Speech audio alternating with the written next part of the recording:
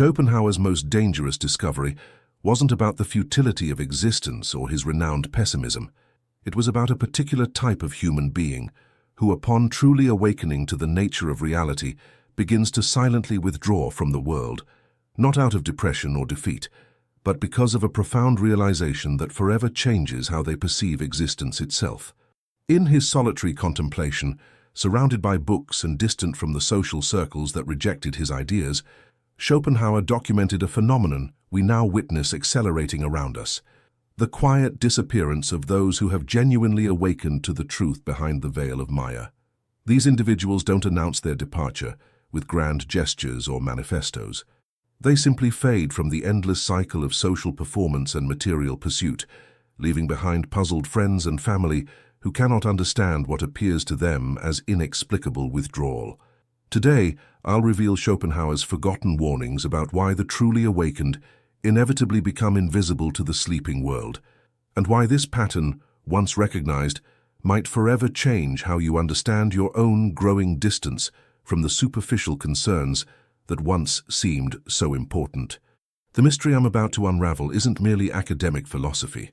It's a living pattern that explains why certain people, perhaps even someone you once knew well, suddenly seem to lose interest in the very achievements and possessions our society celebrates. These individuals haven't failed or given up. They've awakened to something Schopenhauer identified nearly 2 centuries ago: the fundamentally unsatisfying nature of will-driven existence and the liberation that comes from seeing beyond it. What makes this revelation so dangerous isn't just its challenge to our cherished illusions about happiness and success, but the inexorable way it separates the awakened from those still caught in what Schopenhauer called the wheel of Ixion, the endless cycle of desire and temporary satisfaction that ultimately leads nowhere. Arthur Schopenhauer wasn't always the isolated figure history remembers. Born to wealth and privilege in 1788 in Danzig, now Gdansk, Poland, he initially followed the conventional path expected of someone of his social standing. He reluctantly entered business training at his father's insistence, but following his father's death, possibly by suicide, Schopenhauer abandoned commerce for philosophy. This personal tragedy profoundly shaped his worldview, freeing him to pursue his true intellectual passions, but also casting a shadow over his understanding of human existence. By the time he published his masterwork, The World as Will and Representation in 1818, Schopenhauer had already begun his withdrawal from conventional society, having recognized something that would forever make him an outsider among his philosophical contemporaries: the fundamental truth that what we perceive as reality is merely representation, behind which lurks the insatiable blind force he called will. What Schopenhauer discovered through his contemplation of Eastern philosophical traditions and his own keen observation was not merely another abstract concept to add to Western philosophy's growing catalogue of ideas. It was a recognition of what he termed will, the ceaseless striving force that manifests in every aspect of existence, from the growth of plants to the orbits of planets, and most visibly in human desire. This will, Schopenhauer argued, is fundamentally insatiable. It momentarily subsides when a desire is fulfilled, only to immediately redirect itself toward a new object of craving. This endless cycle of desire and temporary satisfaction, he realized, is the underlying source of human suffering. And recognizing this truth places one outside the unconscious momentum that carries most people through their lives. The central problem Schopenhauer identified was not that life contains suffering. This was hardly a new observation, but that the very structure of consciousness, as we typically experience it, ensures suffering's continuity. Most humans, he observed, live in a state he called will affirmation, constantly pursuing desires while believing each fulfillment will bring lasting satisfaction. The awakened individual, by contrast, sees through this fundamental illusion. They recognize that no achievement, possession, or relationship, no matter how long pursued or deeply desired, can provide permanent fulfillment. This realization doesn't lead to despair, as many misinterpret Schopenhauer's philosophy, but rather to a profound shift in how one relates to desire itself. The moment of revelation comes when an individual fully comprehends that the will driving their pursuits is not their personal will, but the universal will manifesting through them. This will, impersonal and blind, uses individual consciousness merely as a tool for its perpetuation. The truly awakened person sees that they have been, in essence, serving something that can never be satisfied, pursuing goals that can never bring lasting peace. This revelation doesn't occur intellectually alone. It arrives as a felt understanding that permanently alters one's relationship to desire and suffering. The awakened individual doesn't stop desiring entirely, but they no longer identify with desire as the core of their being. Empirical observations support this philosophical insight. Throughout history, we find accounts of individuals who, having achieved everything society defines as success, wealth, recognition, power, even loving relationships, still find themselves hollow, searching for something beyond these temporary satisfactions. Many of these individuals eventually withdraw from public life, not in bitterness, but in recognition that they've been pursuing fulfillment where it cannot be found. Modern psychology has documented this pattern as well, particularly in studies of high achievers who reach all their goals only to discover an unexpected emptiness awaiting them at the summit of accomplishment. The most disturbing aspect of Schopenhauer's insight is not its pessimism, but its implication for how we understand consciousness itself. If our perceived individuality is merely the will's way of perpetuating itself through us, then much of what we consider personal choice is illusory. The will, Schopenhauer argued, is fundamentally non-rational and impersonal. It does not care about individual happiness or fulfillment. It simply drives toward perpetuation and expansion. The awakened individual recognizes that what they previously understood as my desires are actually impersonal forces working through their consciousness. This realization profoundly disrupts the conventional understanding of selfhood, revealing the extent to which we are vessels for something that transcends individual identity. Historical evidence for Schopenhauer's conception of the will appears in both Eastern and Western philosophical traditions. The Buddhist concept of tanha, craving, and its role in perpetuating suffering parallels Schopenhauer's understanding of will. Similarly, the Hindu concept of maya, the veil of illusion that obscures ultimate reality, resonates with his distinction between representation and the underlying reality of will. Even within Western thought, predecessors like Heraclitus recognized the unstable, ever-changing nature of reality, while Plato's allegory of the cave suggests that what we perceive as reality is merely shadow play, concealing a deeper truth. Schopenhauer's innovation was not in identifying these patterns, but in synthesizing them into a comprehensive understanding of consciousness and its relationship to suffering. To fully comprehend Schopenhauer's dangerous discovery, we must understand his distinction between the world as representation and the world as will. Everything we perceive, objects, people, events, belongs to the realm of representation. These perceptions are structured by our cognitive apparatus, particularly the principles of sufficient reason, time, space, and causality. Behind this veil of representation lies the unitary will, which has no purpose or direction, but simply strives blindly. The awakened individual pierces this veil, recognizing that the multiplicity of separate objects is illusory, and that beneath appearance lies the singular will manifesting in countless forms. This recognition doesn't come through abstract reasoning alone, but through a direct intuition that permanently alters consciousness.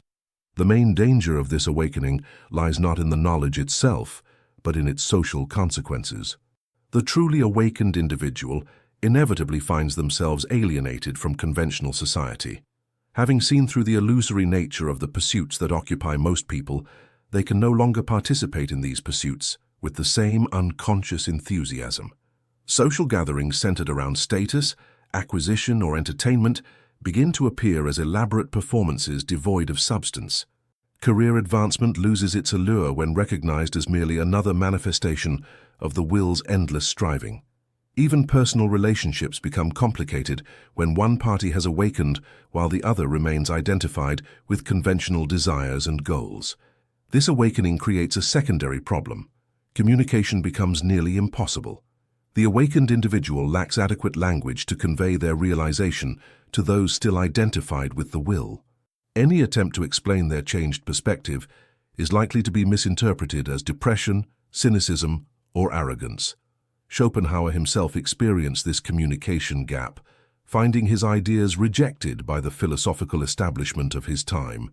His work gained recognition only late in his life, and even then, many misinterpreted his insights as mere pessimism rather than the foundation for a profound reorientation of consciousness. Today, this communication problem persists, with the truly awakened often choosing silence rather than attempting to articulate what cannot be adequately expressed in conventional terms. The psychological impact of this awakening manifests in distinctive patterns. The awakened individual typically experiences a period of profound disorientation as their former values and motivations lose their compelling power. This may appear externally as depression or crisis, but internally, it represents the necessary dissolution of a will-centered identity. Following this disorientation comes a gradual reorientation toward what Schopenhauer identified as the only genuine alternatives to will affirmation: aesthetic contemplation, ethical compassion, and ascetic denial of the will. These alternatives don't eliminate suffering entirely, but provide temporary or partial liberation from the will's dominance over consciousness. This awakening follows a repetitive pattern across cultures and historical periods. Initial enthusiasm for conventional pursuits gives way to achievement and momentary satisfaction. This satisfaction quickly fades, leading to renewed striving for greater achievements or different experiences. Eventually, after multiple cycles of desire and disappointment, some individuals recognize the pattern itself rather than seeking its solution in new objects of desire. This recognition constitutes the beginning of awakening, but it typically requires multiple iterations before the insight becomes stabilized in consciousness.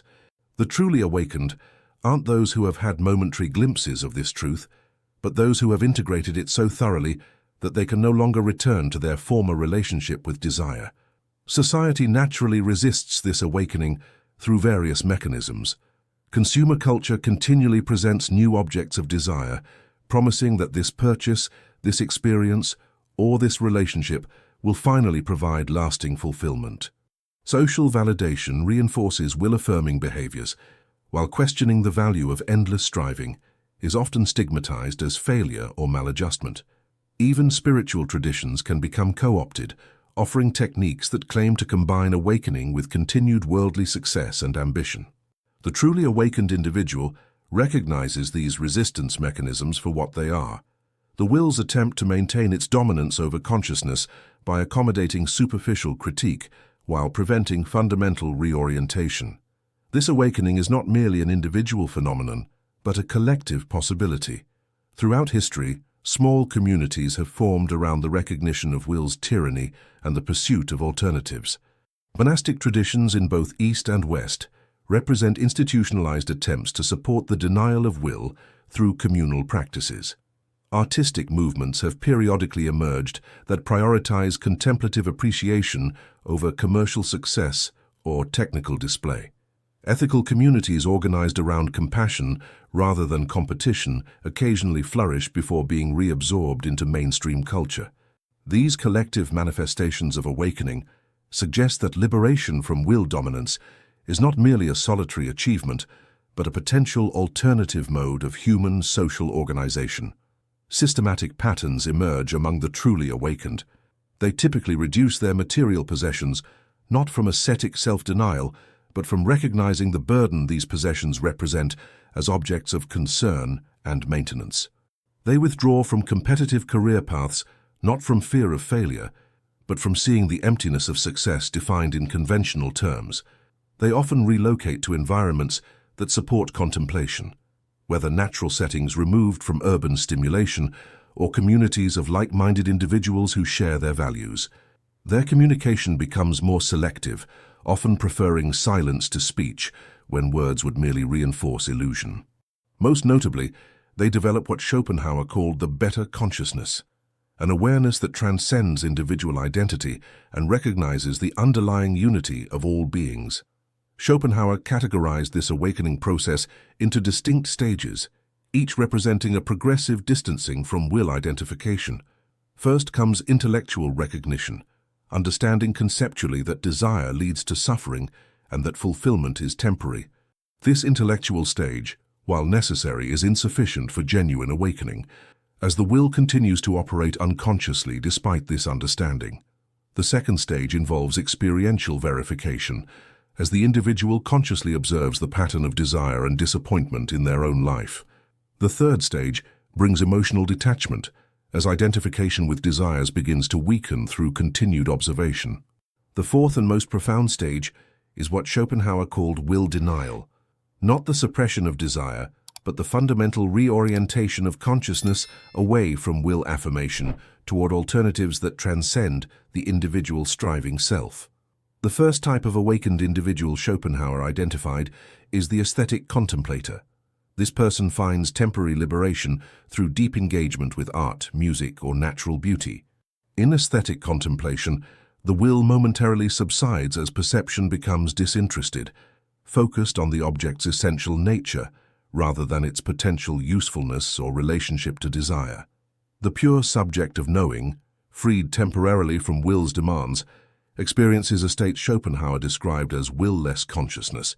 While this state cannot be maintained indefinitely, it provides genuine glimpses of existence beyond will identification and cultivates the capacity for non-utilitarian perception.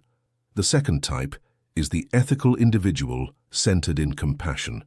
Having recognized the unity underlying apparent separateness, this person experiences others' suffering as their own. Compassion for Schopenhauer is not merely emotional sympathy, but the direct recognition that the suffering of others is metaphysically identical to one's own suffering, all manifestations of the same underlying will. This recognition naturally leads to ethical action aimed at alleviating suffering wherever it appears. The compassionate individual doesn't perform good deeds from moral obligation or expectation of reward, but from the direct intuition of shared identity with all that suffers. The third type is the ascetic, who achieves the most complete denial of will through deliberate withdrawal from will affirmation.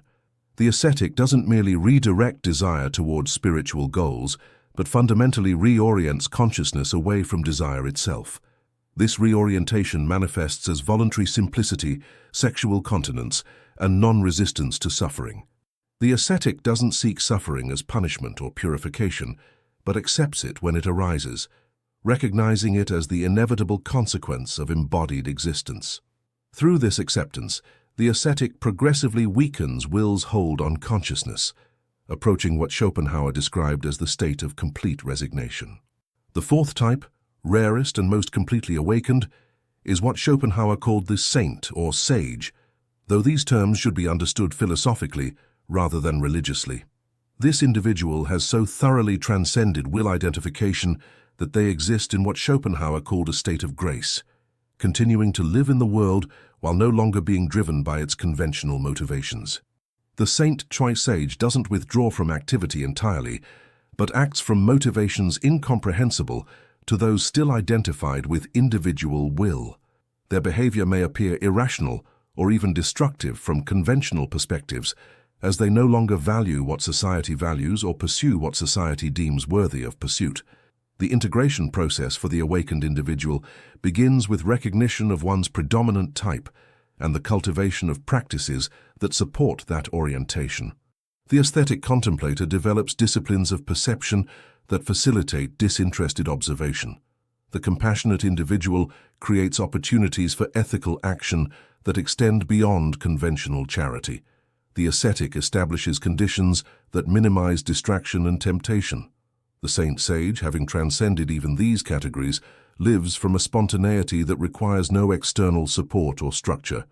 Each type represents not a fixed identity, but a stage in the progressive liberation of consciousness from will identification. The primary danger in this integration process is what Schopenhauer called apparent resignation, mistaking intellectual understanding or temporary detachment for genuine awakening. Many individuals achieve conceptual comprehension of will's nature without fundamentally reorienting their relationship to desire. Others experience moments of will-less consciousness through aesthetic contemplation or compassionate action, but return to will affirmation in most aspects of life. Some adopt the external trappings of asceticism while secretly harboring conventional desires and attachments. True integration requires ruthless self-honesty and the willingness to recognize when one has merely substituted sophisticated forms of will affirmation for genuine liberation. Another danger is the instrumentalization of awakening itself, making enlightenment or liberation into an object of desire pursued by the will. This creates a paradoxical situation in which the very effort to transcend will reinforces will's dominance over consciousness. Schopenhauer recognized this trap, noting that genuine liberation cannot be achieved through willful striving, but only through the recognition that transforms one's relationship to striving itself. The truly awakened individual doesn't pursue awakening as a goal, but allows it to manifest through the progressive weakening of identification with personal desire. The social danger facing awakened individuals is isolation and misunderstanding. Having stepped outside the consensus reality that governs most human interaction, they find themselves unable to communicate their perspective to those still identified with conventional pursuits. Friends and family may interpret their changed behavior as depression, crisis, or rejection. Professional colleagues may view their diminished ambition as failure or burnout. Even spiritual communities often misinterpret their non-attachment as indifference or their ethical priorities as impractical idealism. This isolation can become psychologically challenging as humans naturally seek validation and understanding from others. To navigate this isolation, awakened individuals throughout history have developed various strategies. Some find or create communities of similarly oriented people who provide mutual understanding and support. Others develop communication approaches that translate their insights into terms accessible to those still identified with conventional values. Some alternate between periods of solitude and social engagement, recognizing the value of both withdrawal and connection. The most effectively integrated individuals develop what Schopenhauer called double knowledge, the capacity to recognize both the phenomenal world of separate objects and the noumenal unity underlying appearances, shifting perspective as circumstances require. Negative examples of the awakening process appear in those who grasp the intellectual content of Schopenhauer's philosophy without experiencing the transformation it describes. These individuals often develop a cynical or nihilistic attitude, rejecting conventional pursuits without discovering the genuine alternatives Schopenhauer identified. Their understanding remains abstract rather than lived, leading to a perspective that sees the emptiness of will affirmation without recognizing the possibilities that exist beyond it. This negative awakening manifests as depression, withdrawal, or ironically detached participation in activities recognized as ultimately meaningless. Positive examples appear in those who successfully integrate awakening into balanced living. These individuals maintain functional relationships with conventional society while inwardly maintaining their liberation from will identification. They may continue in careers or relationships, but relate to these differently, without the desperate striving that characterizes will affirmation. They develop what Schopenhauer called acquired character, the capacity to act effectively in the world while maintaining inner detachment from results. This integration allows them to contribute meaningfully to society without becoming enmeshed in its illusory values or priorities. The personal transformation experienced by awakened individuals proceeds through recognizable stages. Initial awakening typically arrives as crisis, as the foundations of will-based identity begin to dissolve. This dissolution often manifests as depression, anxiety, or existential questioning, as familiar motivations lose their compelling power. Following this crisis comes a period of experimentation with alternatives to will affirmation, aesthetic contemplation, ethical action, or ascetic practices. This experimentation eventually stabilizes into a new orientation characterized by diminished identification with personal desire and increased recognition of underlying unity. The early stage of transformation manifests as withdrawal from conventional pursuits without clear alternatives. During this period, the awakened individual knows what they no longer value, but hasn't yet discovered what will replace these former values. This stage can appear externally as depression or crisis, though internally it represents necessary emptying. Friends and family typically respond with concern, offering advice aimed at reintegrating the individual into conventional patterns. Medical professionals may diagnose clinical depression or existential crisis, prescribing treatments that address symptoms without recognizing the transformative nature of the process. The middle stage brings experimentation with alternatives to will affirmation. The individual may explore aesthetic disciplines, art, music, meditation, seeking to cultivate will-less perception. They may engage in compassionate service, discovering the liberation that comes from action motivated by recognition of shared identity rather than personal gain. They may adopt ascetic practices, simplifying their life and relinquishing attachments that previously seemed essential. This experimentation often appears chaotic or inconsistent to outside observers, but it represents the necessary exploration of possibilities beyond will identification. The mature stage of transformation brings integration of awakened consciousness with continued worldly existence. The individual develops what Schopenhauer called acquired character, clear recognition of their own capacities and limitations, acceptance of their empirical character, and effective action without attachment to results. This stage doesn't eliminate suffering entirely. The awakened individual still experiences pain, loss, and the limitations of embodied existence, but it fundamentally transforms the relationship to suffering. Rather than desperately seeking to avoid pain through achievement or acquisition, the mature awakened individual accepts suffering as the inevitable consequence of embodied existence, while no longer adding unnecessary suffering through craving and attachment. The final stage, which Schopenhauer associated with sainthood or complete liberation, transcends even the distinction between affirmation and denial of will. The completely awakened individual lives from what Schopenhauer called the standpoint of salvation, a perspective that recognizes both the illusory nature of individual existence and the compassionate possibilities that arise from this recognition. From this standpoint, continued action in the world doesn't represent identification with will, but the spontaneous manifestation of wisdom and compassion beyond individual striving. This final stage cannot be deliberately cultivated, but arrives as grace, the natural culmination of progressive liberation from will identification. The primary warning Schopenhauer offers to those beginning this awakening journey concerns the danger of despair. Recognizing the illusory nature of conventional pursuits without discovering genuine alternatives leads to nihilism, the perspective that sees the emptiness of will affirmation, but nothing beyond this emptiness. This despair manifests as cynicism, withdrawal, or even self-destruction as the individual concludes that liberation is impossible and suffering inevitable. Schopenhauer emphasizes that genuine awakening doesn't end with the recognition of will's tyranny, but proceeds to the discovery of alternatives that transcend individual striving. Another trap awaiting the awakening individual is what Schopenhauer called mystical death, the premature attempt to extinguish individuality without adequate preparation. This manifests as rejection of embodied existence, desperate attempts to escape suffering through extreme asceticism, or the delusional belief that one has transcended physical limitations.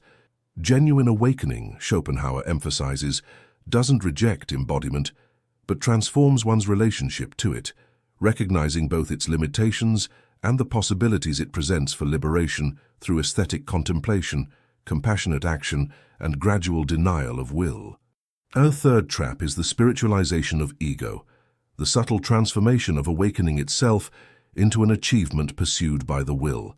This manifests as spiritual pride, comparison with others perceived as less awakened, or attachment to states of consciousness experienced during aesthetic contemplation or meditation. The truly awakened individual, Schopenhauer notes, maintains humility born from recognition of their continued embodiment and the universality of the awakening possibility. This humility manifests as absence of comparison, willingness to learn from all beings, and recognition that liberation is grace rather than personal achievement. Maintaining awakened consciousness requires ongoing vigilance against the will's subtle attempts to reassert dominance over perception and motivation. This maintenance involves regular engagement with the practices that initially facilitated awakening, aesthetic contemplation, compassionate action, or ascetic simplicity. It requires continued observation of thought and emotion, recognizing when old patterns of will identification begin to reassert themselves. Most importantly, it demands honesty about one's current state, acknowledging when one has slipped from genuine awakening into conceptual understanding or apparent resignation. Higher integration of awakened consciousness manifests as what Schopenhauer called the acquired character, clear recognition of one's own nature combined with effective action in the world.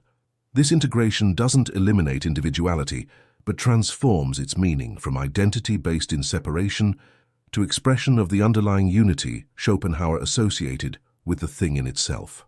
The fully integrated individual continues to participate in worldly activities, but from altered motivation, not driven by personal desire, but acting from recognition that transcends the distinction between self and other. This integration allows continued contribution to society without reinforcement of the illusions that govern conventional consciousness. The disappearance of the truly awakened that Schopenhauer documented and that we witness accelerating today doesn't represent failure or escapism, but the natural consequence of fundamental reorientation. Having recognized the illusory nature of the pursuits that occupy most people's attention, the awakened individual naturally withdraws from these pursuits, not in rejection or judgment, but in simple recognition of their emptiness. This withdrawal isn't accompanied by manifestos or dramatic gestures, precisely because the awakened individual recognizes the futility of attempting to communicate their realization through conventional means. They simply and quietly step away, creating space for a different mode of being that remains largely invisible to a society organized around will affirmation. What appears externally as disappearance represents internally the discovery of genuine presence, awareness freed from identification with personal desire and open to direct perception of what Schopenhauer called the universal will. This presence manifests not as achievement, acquisition, or influence, but as the capacity for disinterested observation, spontaneous compassion, and acceptance of what is. The truly awakened individual doesn't vanish, but shifts attention from the phenomenal world of separate objects to the noumenal reality of underlying unity. This shift naturally reduces visibility within a society organized around competition, consumption, and control. The accelerating disappearance of the truly awakened in our time reflects both intensification of the conditions that motivate awakening and increased recognition of the futility of reforming a society organized around will affirmation. As material abundance fails to produce corresponding increases in fulfillment, more individuals recognize the pattern Schopenhauer identified, the endless cycle of desire and temporary satisfaction that ultimately leads nowhere. As communication technologies amplify the illusions governing conventional consciousness, the awakened individual recognizes the impossibility of meaningful dialogue within these distorted channels. The natural response is not confrontation, but withdrawal, not in defeat but in recognition that liberation must begin with oneself rather than with transformation of external conditions. For those who recognize this pattern in themselves, the growing distance from pursuits that once seemed essential, the diminishing satisfaction from achievements once desperately desired, the increasing sense of unreality surrounding conventional social interaction, Schopenhauer offers both warning and hope. The warning concerns the inevitability of misunderstanding and isolation that accompanies awakening. The hope lies in the discovery that beyond will identification exists a mode of consciousness, characterized by freedom, clarity, and compassion beyond what the will-affirming individual can imagine. This freedom doesn't manifest as power over others or immunity from suffering, but as liberation from the compulsive striving that characterizes unawakened existence. If you felt yourself growing distant from the concerns that occupy most people's attention, if you've achieved goals only to find the satisfaction they provide evaporating almost immediately, if you've begun to question whether the next achievement or acquisition will finally bring lasting fulfillment, you may be experiencing the beginning of the awakening Schopenhauer described. This awakening doesn't promise happiness as conventionally understood, but offers something far more valuable: liberation from the endless cycle of desire and disappointment that constitutes suffering in its most fundamental form. The path beyond will affirmation isn't easy or comfortable, but for those who have glimpsed the emptiness of conventional pursuits, it represents the only genuine alternative to continued entrapment in illusion. Let me ask you something personal. Have you ever experienced that moment of hollowness after achieving something you'd worked toward for months or years? That strange emptiness when you finally got what you wanted, only to find the satisfaction lasting mere moments before a new desire took its place. If you've felt this cycle, if you've sensed there might be something fundamentally unsatisfying about the endless pursuit of the next goal, the next purchase, the next relationship, leave a comment saying I recognize that cycle when, and fill in your experience. Your words might help someone else feel less alone in their awakening. If you found resonance in Schopenhauer's insights about the nature of desire and fulfillment, if you felt that nagging suspicion that conventional pursuits might ultimately lead nowhere, I invite you to join this community of seekers. Subscribe not to accumulate another digital connection, but to continue this exploration of philosophical truths that can genuinely transform consciousness. Each week, we examine these profound insights not as abstract concepts, but as lived possibilities for liberation from suffering.